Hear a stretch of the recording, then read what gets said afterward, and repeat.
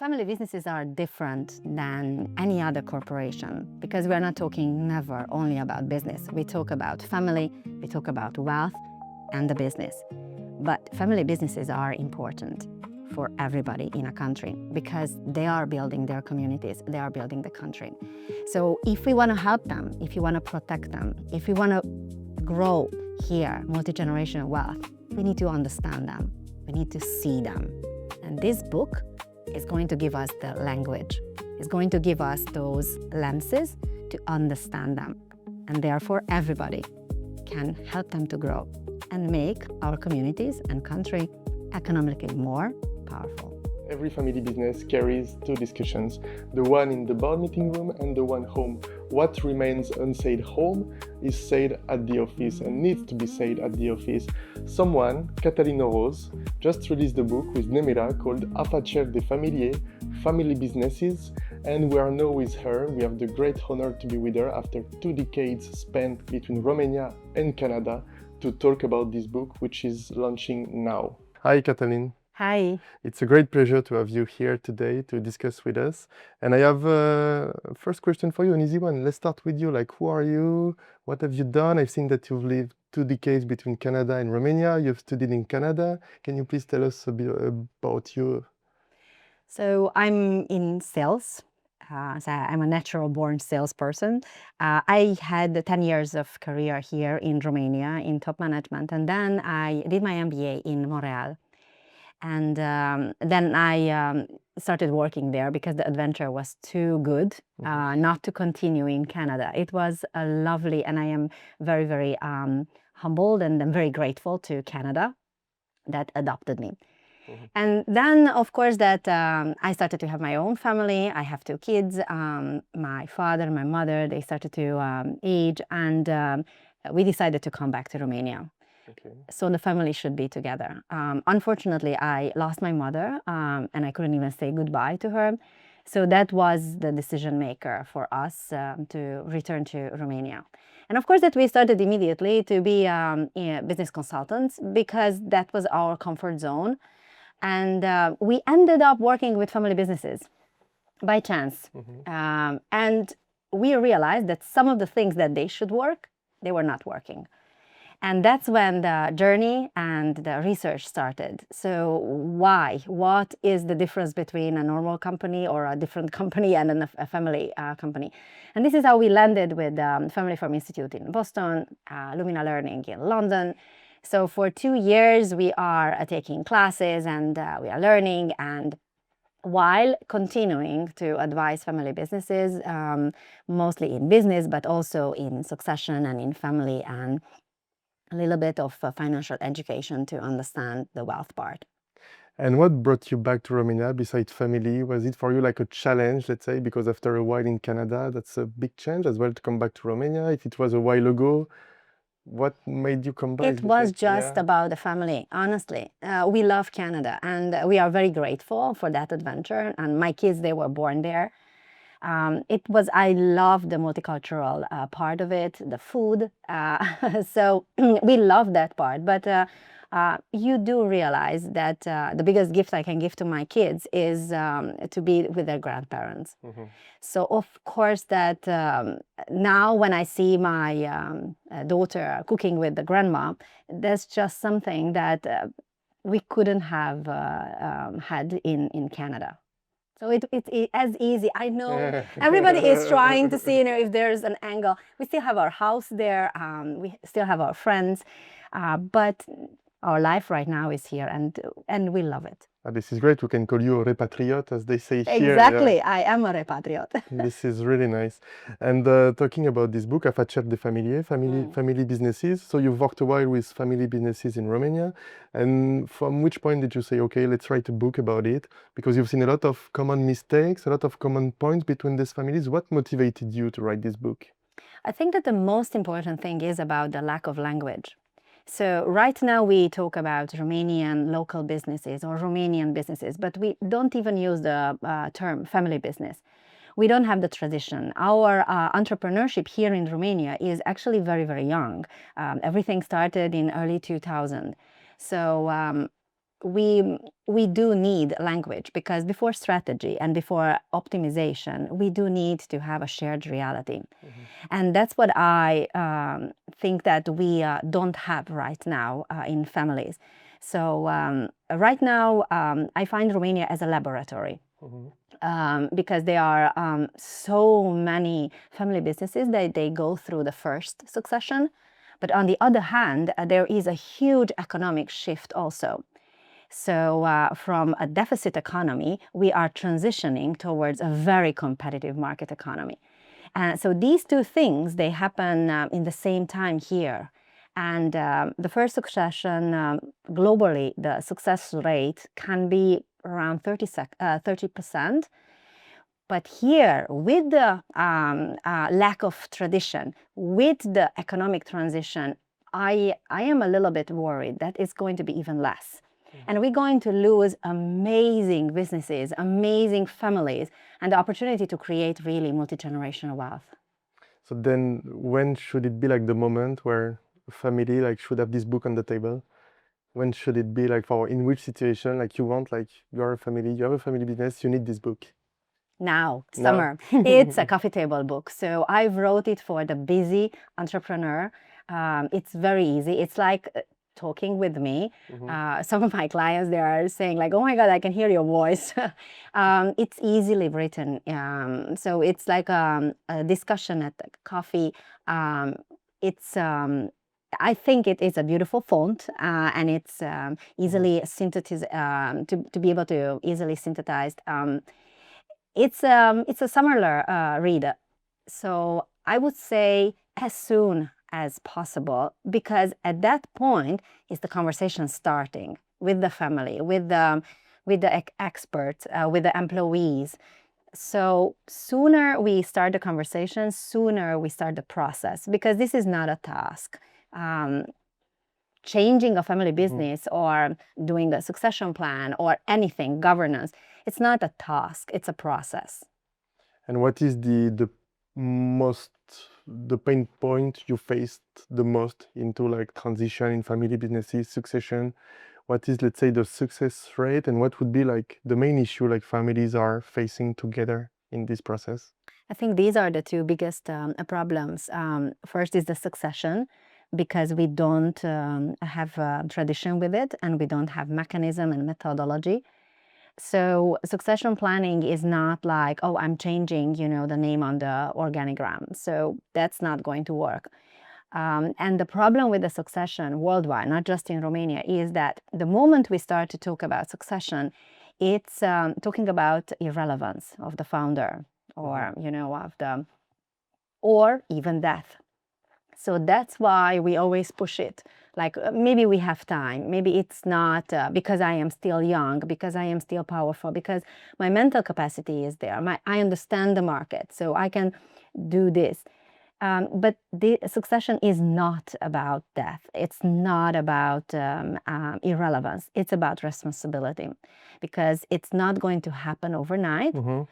So everybody needs to find their rhythm and their role to be comfortable around the table. And the next big challenge is this changed economic context. Everything that these founders did, they were very courageous. They were working a lot. The problem is that whatever they did, we cannot repeat it now, because the context is different. So that is hard. These are hard discussions. Yeah, and I believe like, let's say this tradition like in Western Europe or in the US is pretty well like made, because they prepare like the kids from where they are a kid to take over the company. So I believe here, like when you have, let's say, the discussion at 30 years old, 40 years old, it's mostly like, okay, but I'm already established in my life, and why would I change? So this is when the company like is losing this family business trend, right? So they have to sell the company, so maybe the company die. This is it like what is mostly faced when it's not working in this way? So we tend to think in two ways. The kids, they don't take over the company, or they take over the company. But there are so many roles in between. So as an owner or as a family member, you can take on so many roles as in terms of the family cohesion, in terms of the wealth management, or in an operational world, or even just as an owner, to be on the board or so there are so many roles, but because we don't have the language or tradition, we don't know. So we cannot choose them. That's the problem. The second thing is that there are so many ways. Some family members, they want to sell the company. Some family members, they want to milk it. Till it's giving money, it's fine. Let's take it out. And some members, they want to create multi-generational businesses. And all of these are very valid. The problem is not that we have different perspectives, it's that we don't have a shared reality. So that's why when I work with families, the first thing is to speak the same language and to share the reality. And then however, in which rhythm and however way we want to go, that's going to be their way. You've said in a recent interview, in a family business, what remains unsaid at home returns to the firm. Can you unpack that thesis and tell us where you saw it in those time, like to spin it in the book? Well, it's I think that's one of the biggest difference between a corporation and a family business, that we don't talk about things. We don't talk because we think that we're going to hurt the other person. So a brother is not going to say to other brother that, well, you didn't achieve your targets, because, or it's not going to say, well, your salary is going to be smaller because I'm the CEO and you are just the marketing director, because that's going to be about love and identity.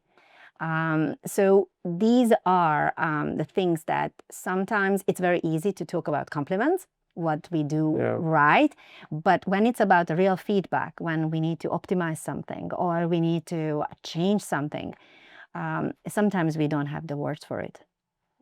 And this is where I've been through the book, where you have this family constitution, right? So I believe it's implying this part. Well, governance is important because love is not going to be enough. So a family constitution can be one of the instruments that we talk about how we are deciding, how we're going to communicate, how often we're going to communicate, who is part of the family. So if we are going to adopt somebody, is that going to be an owner someday? Is going to have the full rights? If I am divorcing my husband or my wife, does she still be part of the family? Can she work in the family company? So these are the discussions that have to happen. But again, this is not a task. I work with a family that they wrote their family constitution in 7 years. So it doesn't have to be long, because I always say that it has to be something that you can easily understand and change. So I am not a fan of 50 pages of strategies or family constitutions or strategies, but it has to be a working document that is just shows some of the rules, how we're going to work together to eliminate some of the unnecessary conflicts. And it's good to do it while everybody's at peace and everybody's happy, because it's easier than in a crisis. It's kind of if you were having someone in the middle where you have to refer to when there is an issue in the family. You've built this book around 3 fundamentals: family, wealth, and business. With those 3, and why those 3 pillars, and where do they most often collide with each other inside a real Romanian family? That's a great question, because the idea that a family business is different from any other company, exactly that's why. Because in a company, we talk about performance, we talk about business. But in a family business, we talk about family dynamics, we talk about wealth management, and we talk about the business. So think about it. If somebody dies in the family, it will have an impact in wealth, and it will have an impact in the family business.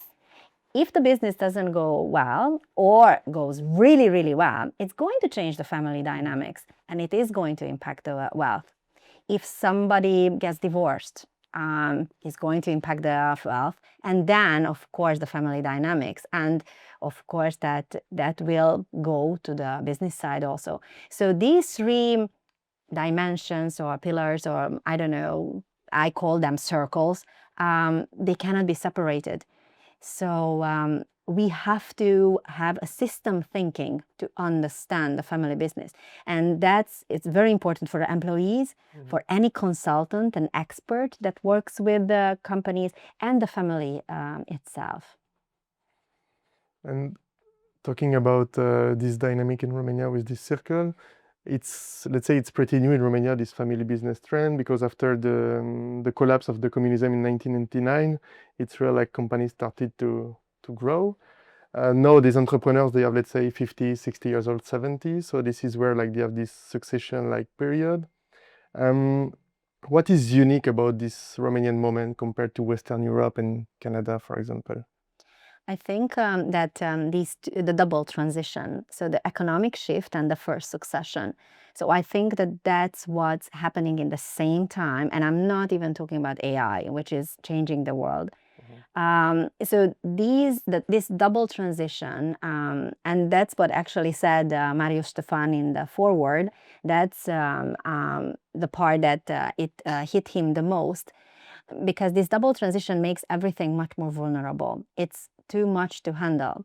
And if we think about the fact that we don't have tradition and language to talk about it, none of it, not the economic shift and not the first succession. So we don't have language around it. We talk about macroeconomics a lot, we talk about entrepreneurship a lot, but not about what we do different because the market has changed and how do we do the first succession.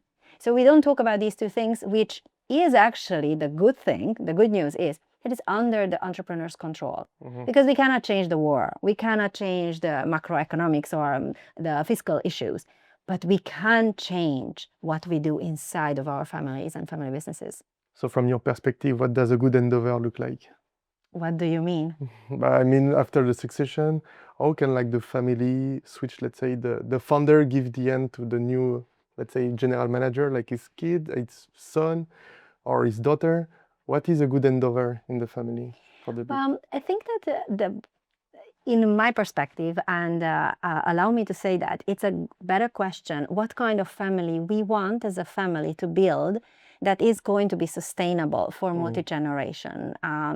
So that's the question. And there is no recipe. Every single family and every single family business is different, has a different rhythm, has different values, has different dreams, foundation, and that's fine. The big question is how we're going to work together and what kind of company we need to build and what kind of changes we need to make in order to build a multi-generational wealth. And you have the other side of the table of the discussion. So you have, let's say, the father or the mother giving to the kids, and you have the kids taking the company. And it can be a lot of responsibility for them, and as well, you have to build the respect with the employees, for example, the relations that your parents could have. How do you help a son or a daughter step into a family firm on their own terms without either running it or being flattered with it? Well, the first, I think that in a family firm and in any other firm, we need to think about competence. So competence, and I write about this in book, is education plus experience multiplied by talent. So when I work with family members, I always look, what is their superpower? What is their talent? Because if we understand somebody's talent, it's much easier to build experience and education on that, because it's going to be a multiplication. So we need to find first the role of these next generation. Many times what I propose is, what I recommend is to build an incubator where anybody from the family can come, and even sometimes employees, and do projects. So these projects are very limited in terms of deliverables and budget and the idea. So this is where we are testing the roles, we are testing these people, we are understand their weaknesses and their strengths. So this is not something that the kid comes, here you go, this is the company that you will lead, because it's going to be a failure.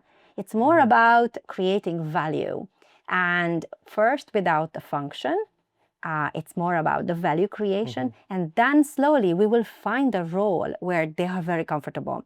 And if they are comfortable, they create value, they increase their competence.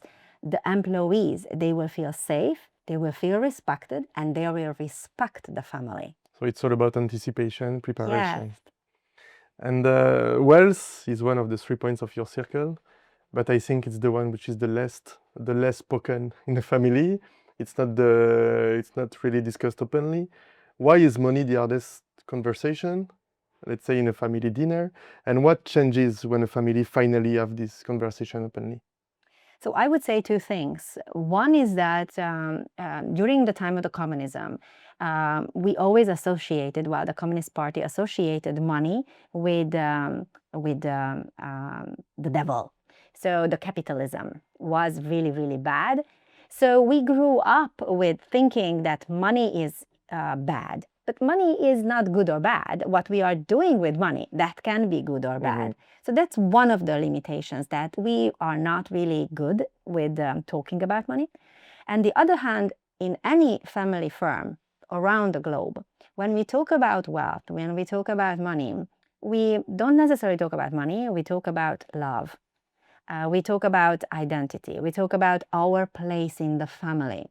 So if one of the sisters gets more, is she loved more? Is she more worthy? So I think that's what makes it in a family business so hard, because the parents, they love their kids equally. But sometimes when it's about money, it's not about love, it's about performance, or it's about roles. And that's why we need to create clarity and separate these issues so the conversation can flow organically with love. Really interesting. And looking across all the different families you've worked with, what are the 2 or 3 mistakes can see like a mile away, like you can anticipate a lot? And what is a good early warning sign that a family business is heading through one of them, like heading to one of them? I talk in the book about the shadow government. So when there is a meeting, we take a decision, and then there is a phone call or a family dinner, and the decision is changed. So that's very, very dangerous, because in a way that's going to absolutely destabilize the family. Everybody will know that nothing is certain, but that's going to be even worse because the employees, they may feel this. So all these meetings are going to be pointless. So you will see the best people leaving the company because they will feel that anyway, the power dynamics are very, very different. So I think that's one of the biggest risk in a family business. On the other hand, is about the succession is always hard. Because we need to talk about the end. We need to talk about honestly about relevance, about innovation, about market. And that's very hard because founders, it's not just their company, it's their identity. So to step aside or back, that's a very, very hard thing to do. Even if you do it with a lot of respect and love, that can be very, very emotional. So these are the risks. And about the risk, let's say, and the way you anticipate it, without naming any company or anyone, was there any family business that shaped the way you advise and like that really inspired you with this book? Like a family business that for you was the best model, let's say, in family business? Was there one you had in mind? I am there to serve these families, and not only they choose me, I choose them. So I'm very proud to serve them. And my role is to find the problems, to point out the risk. So it's not an easy role. I bring the hard conversations to the table. And honestly, I worked with around 30 families since we came back from Canada. And I can say that I love these families. I respect them. Not even one person, because nobody is perfect. Not a family is perfect. So everywhere there are going to be good days and bad days. But these are good people. And I know that in Romania, sometimes when we think about entrepreneurs, we always think about people that they are very hard to work with. But I am absolutely sure that for every single entrepreneur that you cannot work with, there are 5 that you would love to work with. And this book is for them. Those that they want to change the community they live in. They are the foundation of this country. So it's not that one is good or the other is bad. Every single situation is different. And every situation can be always optimized because these are very complex businesses, the wealth, the family dynamics, and the business. So my role is to search for the weaknesses, to point out possibilities to optimize and to bring risk to the table. So, for example, an entrepreneur who would want to change, like having a family business, reading the book on a Sunday and then on Monday morning being like, okay, let's change something. What would be the first thing you would like him to change or to do? So what I do, I start with 5 meetings together with the family. And we actually, in an anonymous questionnaire, we pull together the family cohesion, the legacy capital, and the entrepreneurial spirit. And we calculate 24 indicators. And why I do that? Because I love anchoring the reality in mathematics, because then we are not talking about who's right, we are talking about numbers. So it's easier to start the discussion and to bring it to a rational level. And it is anonym because it is not about me. I'm not the main character, but neither is the founder. So everybody in the family needs to have a voice. And in this way, we are creating a shared reality. So after these 5 sessions, they are going to know why they want to work with me, and I will know why I want to serve them. And that's when the real work starts, because they have a language, they have a shared reality, and they will know what they want to change. Because again, I am not, and the consultant is never the main character. It might hurt your feelings, but you have to do it. You seem to be really passionate about what you do. What do you love most about family businesses, about your daily role with them? What do you love the most? So I think that, first of all, I love selling. So I'm a salesperson. I'm a marketer and a salesperson. So I love the business part. Whenever I see, my clients, they are increasing their sales numbers or their profitability per client, or they're lowering their client acquisition costs, like I am very, very happy. And I come up with always these very creative ideas. I love to play the marketer part, and so I love that part. But also, I'm at that stage when I have kids. And for me, it is important to have an impact in the country. And I know that some people, they will work from politics and from top down. But I think that my work is through the families, from every single family and every single family business. I am bringing a positive impact to my community and to my country. And this idea that I am building every single day a country where I want my kids to live, that is an honor, honestly. So this is exactly my next question.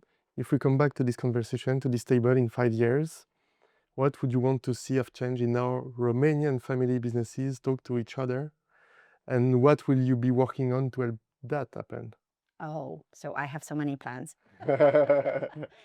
So I started the podcast and the book just because I wanted to start the conversation. I work with the families every single day to make sure that I can impact their businesses or their family dynamics.